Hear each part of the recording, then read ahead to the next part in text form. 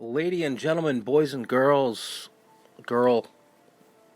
welcome to the BDMA channel, where your support, kindness, and everlasting love are very much appreciated.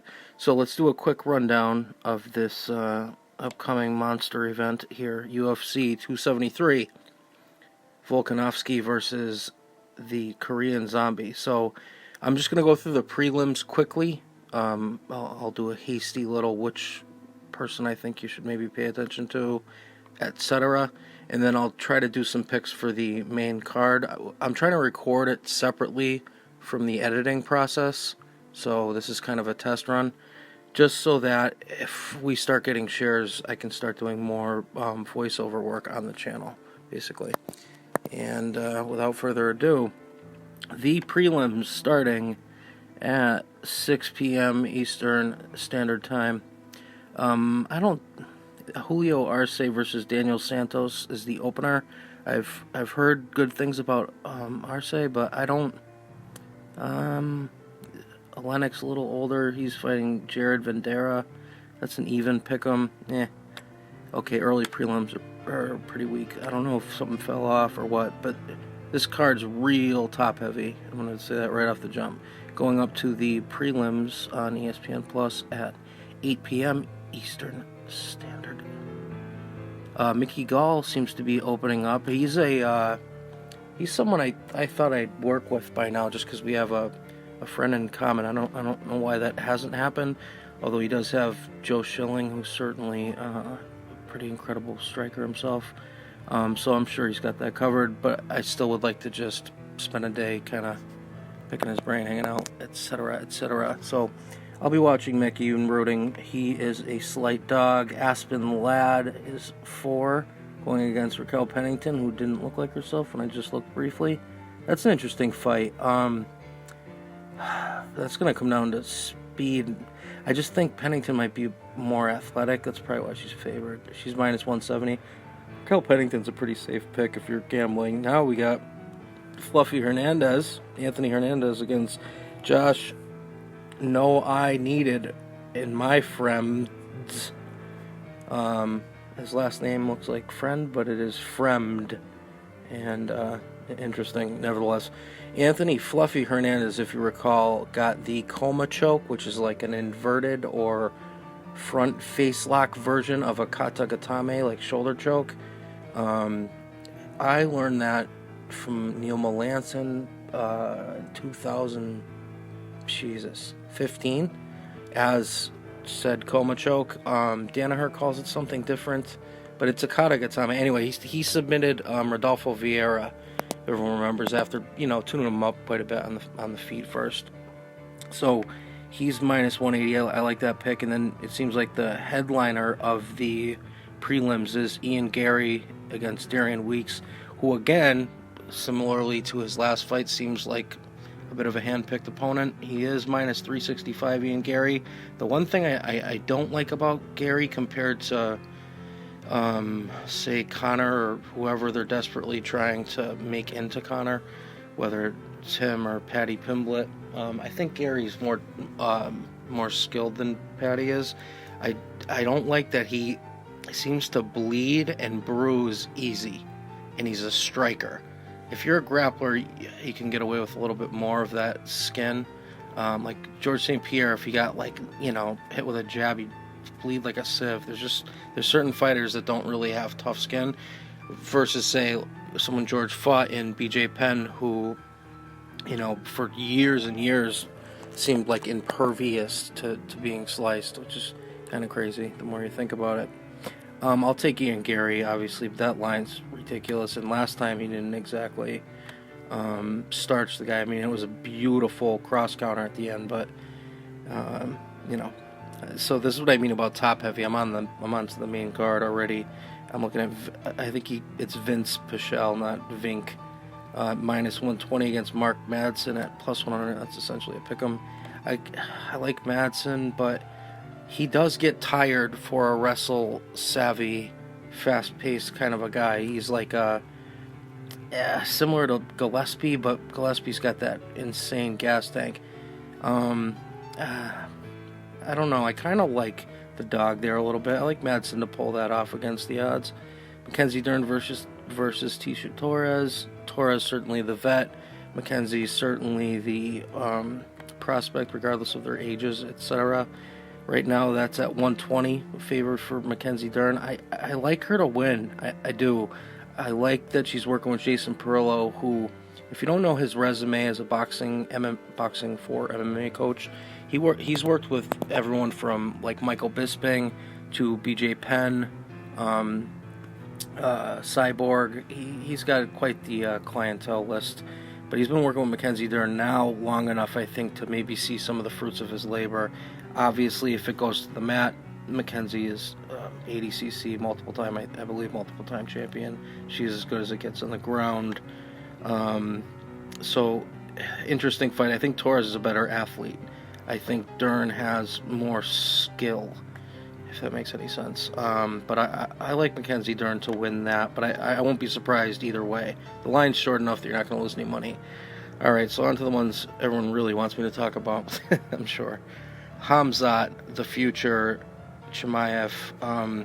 Firstly, people got to stop calling him Dagestani, this or that. He's not from there. He's from Chechnya, which is like they're both part of the Caucasus region of Russia, but if you notice, they're not really talking about Pyotr Yan or Peter Yan or him being Russian this week, which I find interesting because both of them are the fan favorites in their respective fights going against essentially American fighters. Gilbert Burns is Brazilian, but he's Americanized as they come as far as the ADCC type Brazilians. Chimaev line is now at minus 490. I have seen it way higher than that. That's just what the website's saying.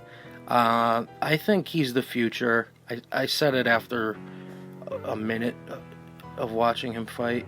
I think it didn't take very long for me to start that train. I was kind of ahead of the curve on it, and I brushed off my shoulders. I know you can't see me, but I'm proud of myself because I've been right about all the champions for the past about 10 years. I think minus slipping on a banana peel and eating an overhand right, I think Chimaev rolls through him. One thing I've noticed psychologically leading up to this, which I'm probably more professionally qualified to talk about, is that Gilbert does look a little bit shook, and I don't want to say that. Like, I like Gil. He's got the same friends as I do. I've met him. I think he's a sweetheart of a guy. He works his dick off in the gym. He's so talented. I'm a big fan of Dorino, and I like him as a person, so I'm saying this with some trepidation, but he just seems to be, I don't know, like trying too hard, I guess. I'm going to just leave it there so it doesn't, but there's just mannerisms and things that I'm seeing from him that if it were someone I had to fight in a bar, I would see as kind of chinks. Now, chinks in the armor. And when it comes to Khamzat, I think Chael Sonnen will protect him from Colby. He started doing that a long time ago intelligently, because I think he absolutely. I think with someone like, I think Gilbert has a much better chance than Colby does against Khamzat, to be honest, because all of his strengths, Khamzat does better. Gilbert at least has a better submission game. I don't know power-wise. I don't really see a way for Dorino to win this. He's not a from-the-guard guy for his submissions either, and Khamzat is so much longer. Usually you would see that from like a Verdum, and some people have like tried to make comparisons to Verdum here, like saying Cain Velasquez and the non-sea level, whatever, blah, blah, blah.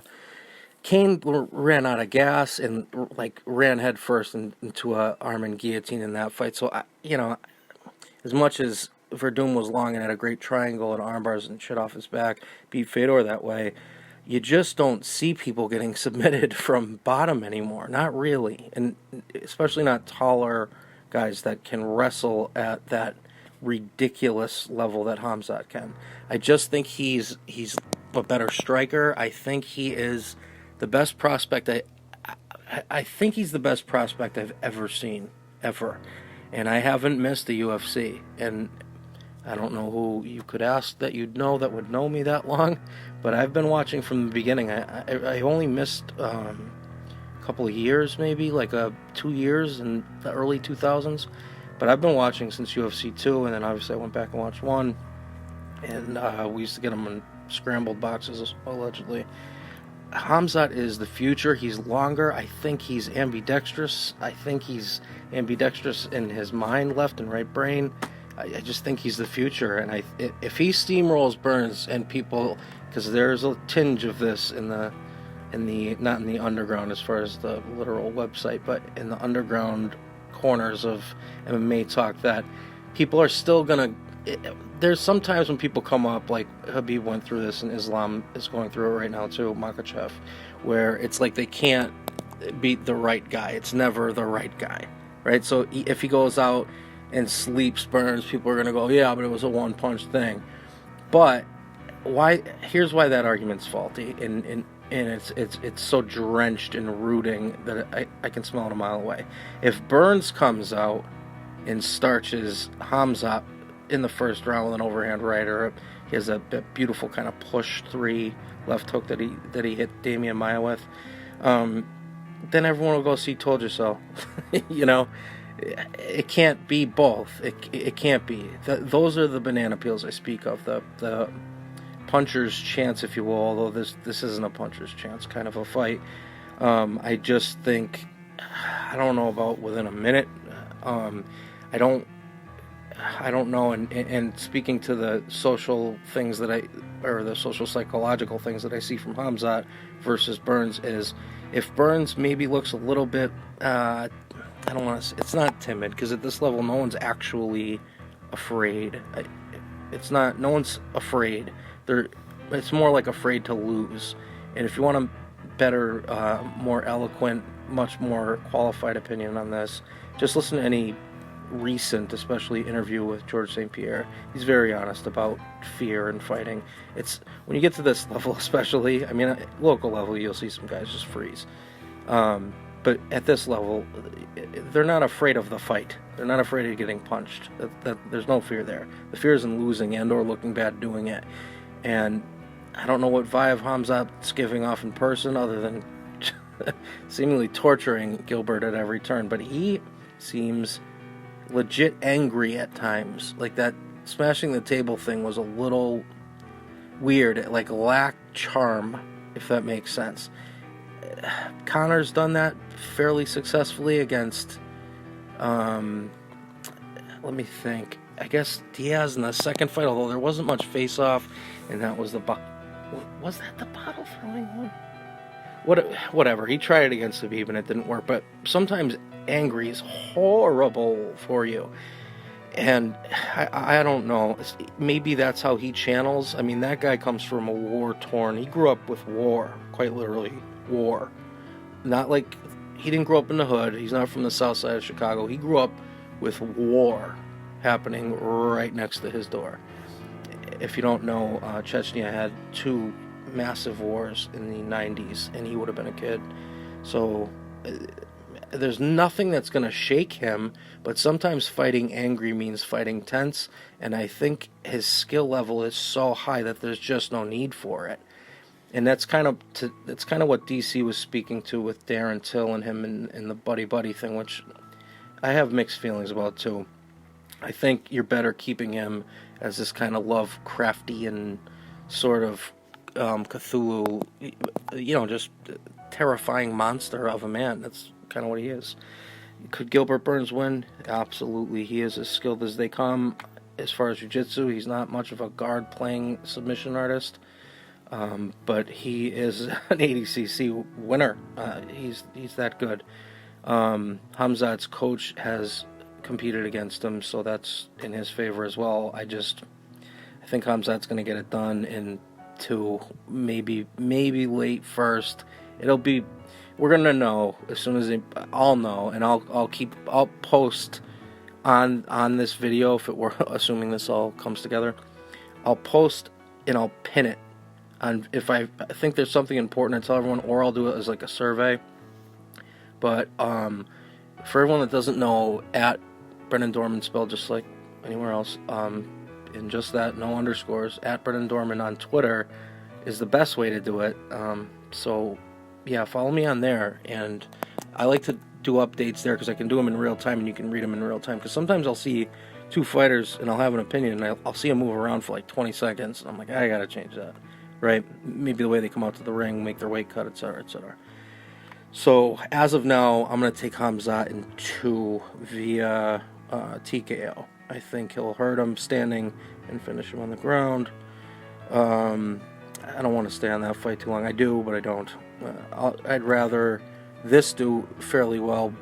Hopefully I'll be right on some of these, and then I can maybe do the longer piece on Hamzat that I've been trying to, where I kind of do part technical, part where he's from, and what I think makes him so dangerous. Maybe figuratively, maybe literally. Okay, moving on. Aljo versus Peter Yan versus Aljamain Sterling, Funkmaster Flex. Aljo is extended Henzo Familia, so don't expect me to say too many bad things about him, but I'm gonna say a few. Peter Yan cheats. Dan Hardy touched on this, and he's right. I watched a little bit of him the other day. He was saying how he's like at the cusp of the rules often. He is. Peter Yan headbutted Magomedov back in the day.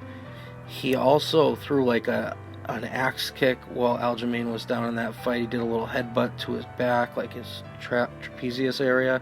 He's teetering, and speaking of angry people, but his is a more sinister, quiet, not trying to really learn English, mean, but maybe most skilled fighter in the entire UFC. That's him. He's that guy. You know, people talk about Usman pound for pound. It's like, well, if Peter Yan was the same size as Usman, I think he would destroy him.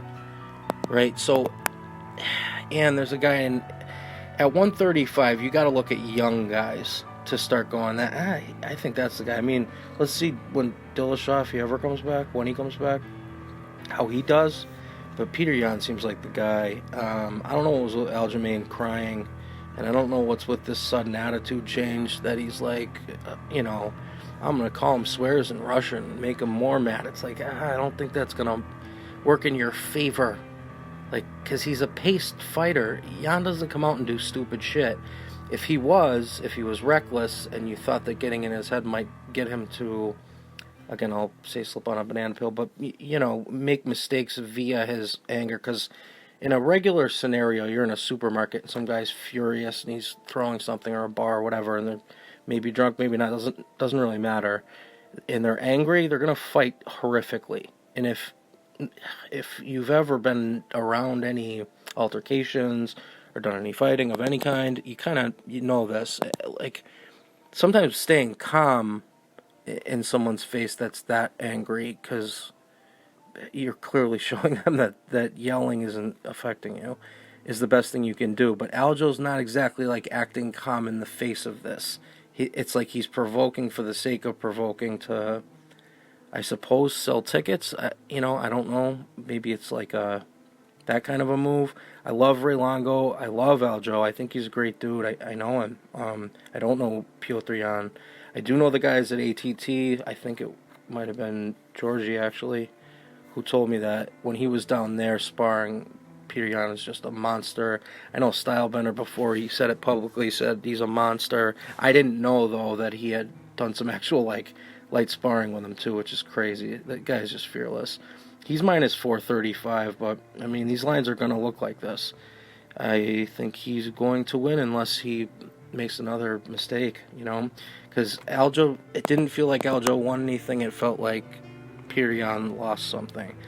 And what I was going to say is, as far as the pound for pound thing, just to recycle back to that, is that the only guys I see in the future maybe giving Yan some trouble, I think Dillashaw has a chance, but then you got to look at young guys like Umar, obviously Habib's cousin, people of that ilk that can maybe out grapple him, because his best fights or with, you know, the Russian wrestling stylist. And the thing with someone like Umar is his striking is outrageous too, and his boxing is getting better. So I'm going to go with Jan. Part of me wants to root for Aljo, you know, although this week I'm like, eh. And also, I don't know if it's just me, but how did Aljamain, despite this insane surgery that was like life-defying odds or what they're really selling it, or he is anyway, how did he get like 5 pounds of lean muscle tissue added onto his frame in such a short time, considering? Seems a little odd to me. So anyway, let's recap real quick if you just tuned in to figure out the last couple. I'm going to take Madsen at plus 100. It's pretty much a pick'em. Same as Dern. Torres looks like it's going to be a pick'em no matter what. I'm going to take Mackenzie Dern to win there. But I will not be surprised whatsoever if Tisha Torres. I think that's such an even match. It's like athleticism versus potential. Hamza, I think via being the future, being perhaps the best prospect. At the moment, if I rack my brain and I think back, he has the highest ceiling. He's one of those guys that before he was ranked, I was like, he could beat the champ, the alleged best fighter in the world. I don't think Usman's the best pound-for-pound fighter in the world at all. I think that division is tired. It is not the division that GSP ruled over for 10 years, for a decade. It's just the Dana White effect of the greatest women's fighter of all time. I mean, that's been how many different women? So Hamzat via being the future, look at that line, and he should get a title shot if he wins in a convincing fashion that I see. I don't see that going 3. I don't see it. I think it'll be done in 2. Jan over Sterling. I think Jan will do the same, start slow, download, open up in the second, come on strong in the third. We shall see. In 5-round fights, his pace is a little more cerebral. And then finally, the main event, maybe the most underrated champion in the sport right now, and another one that I would take over Usman in the pound-for-pound ratings, is Alex Volkanovski. He has beaten Jose Aldo. He has beaten Max Holloway twice. He got out of Ortega's best submissions, too, in the same round. Alex Volkanovski is a fucking monster. He is a problem. He's up to minus 700-800 now, and plus 5-6 for the Korean Zombie. Could he win the Zombie? Yeah, because he always kind of offers these weird little, 10 seconds into the fight, he's knocking out a better striker. Here's a twister. Like, he's got a penchant for crazy. Like crazy in the fact that it's spectacular, but crazy nevertheless. I just think Volkanovski is such a monster. You're going to have to kill that guy in there, and his pace is unbelievable. That guy was, like, hours from stepping on the scale, hitting mitts like most people would after they ate an hour ago. I mean, the guy is such a freak. That might have something to do with all the weight that he's lost in the last, say, 5-10 years. I think it's got a lot to do with that anyway, because his VO2 max is probably higher from having a larger heart, etc. I don't know. Those are just theories. I'm not a doctor. But I'm certainly picking him to win. I don't like any of these lines. So, gambling-wise, I think of the 3, Jan is the safest of the 3 last fights. So, Jan is the safest. Hamza, second safest. Volkanovski is just such a big line. I wouldn't bet on it anyway. But if you're just doing for picks, Volkanovski, Jan, Hamza. And if I'm going to be wrong on any of those 3, I don't think I am. But I think maybe Aljo, I guess. I don't see any way for Burns to really win, and I don't see much of a way for Aljo to show me something different from last time, other than that he's added a little bit of muscle mass. Like, I don't understand why he was crying at all. I don't know if anyone does. If you do, please leave a comment. Leave a comment no matter what if you disagree with my picks, etc. But Volkanovski, I hate the line again, but I love him to win. And the same with Jan and Hamza, although those are more in the 4, 5, 600 minus category.